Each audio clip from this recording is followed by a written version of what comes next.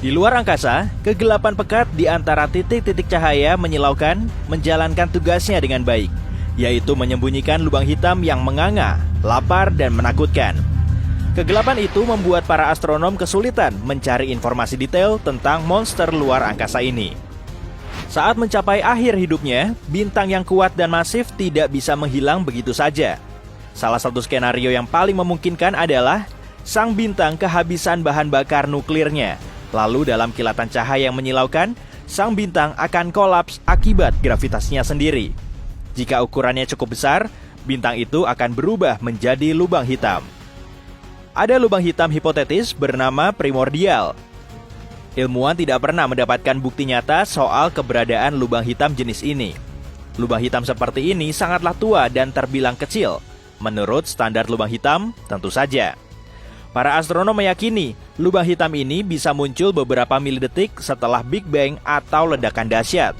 Saat itu, bintang dan galaksi masih belum ada. Artinya, lubang hitam primordial mungkin menjadi saksi seluruh sejarah alam semesta. Saat ini, kemungkinan besar lubang hitam primordial terkecil sudah menguap. Tapi yang lebih besar masih bisa tersebar di suatu tempat di luar angkasa. Tapi bagaimana lubang hitam primordial bisa terbentuk? Awalnya, luar angkasa tidak seperti sekarang.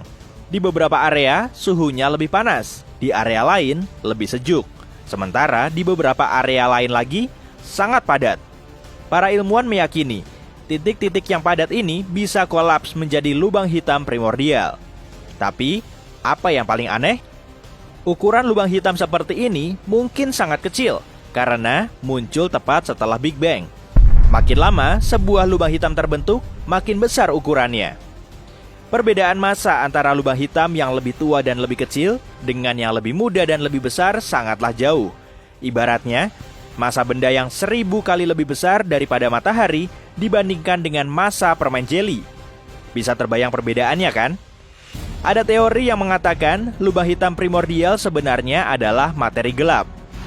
Materi ini diyakini memenuhi sekitar 80% massa alam semesta yang sudah bisa diamati saat ini. Para astronom belum mampu melihatnya secara langsung karena materi aneh ini tidak memancarkan cahaya atau energi apapun. Gagasan ini belum begitu diterima selama beberapa dekade. Namun baru-baru ini para ilmuwan menyadari ada lebih banyak lubang hitam di alam semesta daripada yang mereka kira dulu. Artinya, teori ini mungkin memang benar. Sementara itu, populasi lubang hitam bentukan Big Bang yang luas dan masih tersembunyi mungkin bukan cuma bagian dari materi gelap, melainkan materi gelap itu sendiri. Tapi, para astronom belum menemukan satupun partikel materi gelap, bahkan setelah puluhan tahun pencarian. Beberapa ilmuwan berpendapat, materi gelap tidak mungkin terdiri dari kumpulan lubang hitam primordial berbagai ukuran. Karena jika demikian, semua lubang hitam ini akan terlalu sering bertabrakan. Ilmuwan lain mengatakan, lubang hitam mungkin muncul berpasangan. Lalu, lubang hitam ketiga bisa mendekati pasangan ini dan menggantikan salah satunya. Lagi pula, alam semesta kita memang dipenuhi lubang hitam dan jumlahnya super banyak. Proses ini akan berulang berkali-kali, jadi hampir tidak ada penggabungan atau tabrakan. Lubang hitam primordial mungkin membentuk gugusan seukuran jarak antara matahari dan bintang terdekat kita. Tiap gugusan ini dapat dihuni ribuan lubang hitam, yang semuanya berimpitan. Monster lubang hitam bermassa 30 matahari mungkin terletak di tengahnya, dengan lubang hitam kecil lain yang menempati sisa ruang yang ada.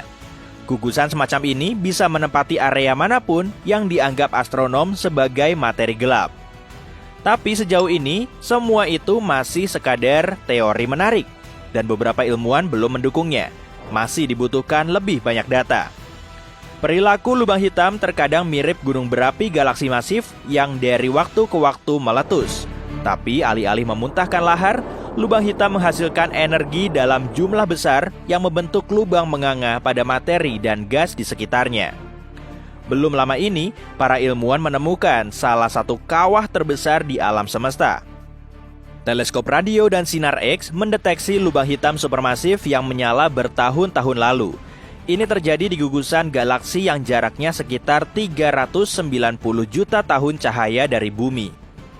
Kawah yang terbentuk, yang sebenarnya adalah lubang yang terbentuk di dalam gas panas gugusan, bisa memuat 15 galaksi Bima Sakti. Wow! Baru-baru ini, para astronom mendapati bahwa salah satu bintang paling masif di area itu mungkin baru saja lenyap. Bintang itu dulu melayang di luar angkasa sejauh 75 juta tahun cahaya dari bumi. Para ilmuwan biasanya tidak bisa melihat satu persatu bintang dengan jelas jika jaraknya sejauh ini, kecuali jika ukurannya super besar, seperti yang sedang kita bahas. Ukurannya sangat besar dan bersinar 2,5 juta kali lebih terang daripada matahari kita. Sebelumnya, para astronom melihat cahaya bintang ini pada tahun 2011. Tapi saat dilihat lebih dekat beberapa tahun kemudian, para astronom tidak bisa menemukannya. Bintang sebesar itu biasanya hilang dalam bentuk supernova super terang. Tapi kali ini tidak. Itu masih membuat para ilmuwan bingung. Ada teori yang menyebutkan bintang itu kolaps menjadi lubang hitam dan ini terjadi tanpa memicu supernova terlebih dulu. Proses ini memang bisa dialami bintang-bintang yang mendekati akhir hidupnya, tetapi amat sangat jarang. K2141b adalah planet yang berada di luar tata surya kita. Sekilas bentuknya tidak jauh berbeda dengan bumi. Ada lautan cair yang menguap menjadi awan, mengembun, dan kembali ke permukaan dalam bentuk hujan. Tapi alih-alih air, semua terjadi pada batu. Permukaan eksoplanet ini ditutupi lautan lava sedalam puluhan kilometer. Suhu di K2141b mencapai 2760 derajat Celcius pada siang hari. Itu cukup panas untuk menguapkan magma di lautan ke atmosfer.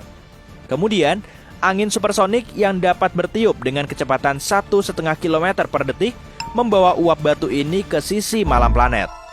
Magma yang menguap, mendingin, kembali menjadi cair, lalu turun sebagai hujan batu. Oke, kayaknya kita butuh payung lebih kuat. Ada bintang di galaksi GSN 069 yang mungkin akan berubah menjadi planet seukuran Jupiter dalam triliunan tahun mendatang. Itu karena bintang ini sering bertemu dengan lubang hitam. Pertama, para astronom melihat semburan sinar X yang aneh. Semburan itu sangat terang dan menyala setiap 9 jam. Setelah memeriksa fenomena ini, para peneliti menyadari itu adalah bintang yang terlempar ke orbit unik di sekitar lubang hitam. Dan kilatan yang mereka lihat adalah materi yang tersedot dari permukaan bintang. Ini terjadi setiap kali bintang itu melewati lubang hitam yang rakus. Selama jutaan tahun, lubang hitam telah mengubah sang raksasa merah menjadi katai putih. Dan prosesnya belum akan berhenti dalam waktu dekat. Baru-baru ini, para astronom menemukan sejumlah jejak fosfina di atmosfer Venus. Di bumi, gas yang mudah terbakar dan tidak berwarna ini sering ditemukan di dekat mikrob. Oleh karena itu, ada teori baru yang menyatakan mungkin ada kehidupan di Venus. Namun, jika memang ada, kehidupan ini hanya bisa muncul di ketinggian awan, karena tidak ada organisme hidup yang mampu bertahan di lingkungan Venus yang ekstrim.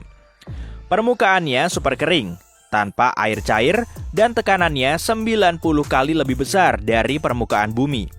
Suhu di sana hampir mencapai 480 derajat Celcius, cukup panas untuk melelehkan logam tertentu. Jadi, mustahil kan? Metana, gas yang biasanya dihasilkan makhluk hidup, ditemukan di Mars pada tahun 2013. Pesawat luar angkasa Mars Express milik Badan Antariksa Eropa mendeteksinya di kawah Gale dekat ekuator Mars. Penemuan ini mungkin suatu hari akan menjawab pertanyaan tentang ada atau tidaknya kehidupan di Mars. Asteroid 2019 Oka membuat para ilmuwan takut karena mendekati planet kita diam-diam pada Juli 2019. Asteroid besar ini, yang panjangnya 122 meter, muncul entah dari mana. Asteroid ini meluncur sangat dekat ke bumi. Hanya sekitar 72.000 km jauhnya, atau kurang dari 1/5 jarak bumi ke bulan. Lapisan luar matahari jauh lebih panas daripada permukaannya, Suhunya bervariasi dari 5.500 derajat Celcius di dekat permukaan sampai sepanas 555.000 derajat Celcius di koronanya, alias lapisan terluar matahari. Alasan dibalik fenomena ini mungkin adalah suar nano, yaitu semburan panas kuat dari bintang itu. Teori lain menyalahkan lapisan yang terletak tepat di bawah permukaan matahari. Lapisan ini sepertinya menghasilkan medan magnet yang lemah, sehingga saat meninggalkan matahari, energi dari lapisan ini memanaskan koronanya dalam bentuk lapisan cabang dan akar magnetis. Bulan mungkin masih terus menyusut. Diameter satelit alami planet kita ini berkurang 45 meter dibanding beberapa ratus juta tahun yang lalu. Jika bagian dalamnya terus mendingin, ini mungkin dapat menjelaskan gempa yang mengguncang permukaan bulan. Pada tahun 2019, InSight milik NASA yang punya misi mempelajari interior Mars mencatat gempa Mars yang pertama kali terjadi. Gempa ini datang dengan cepat, sekitar 2 guncangan per hari. Sebagian besar gempa ini berskala kecil. Kamu bahkan tak akan merasakannya jika itu terjadi di bumi. Sejauh ini, lebih dari 300 gempa Mars telah terdeteksi. Itu adalah gempa pertama yang terjadi di objek luar angkasa selain bumi dan bulan. Fenomena misterius lain yang ditemukan oleh misi ini adalah gelombang magnetis aneh yang terjadi setiap tengah malam di sekitar InSight. Masih belum jelas dari mana asal gelombang ini. Mungkin setelah tengah malam, makhluk Mars mulai berjalan-jalan. Mungkin saja.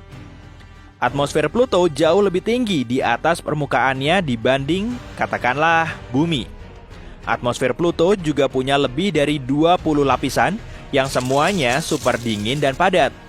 Oh, aku baru ingat. Bulan kita juga punya sesuatu semacam atmosfer, namanya eksosfer, yang terdiri dari helium, neon, dan argon. Eksosfer ini 10 triliun kali lebih tipis dibanding atmosfer bumi. Amat sangat tipis.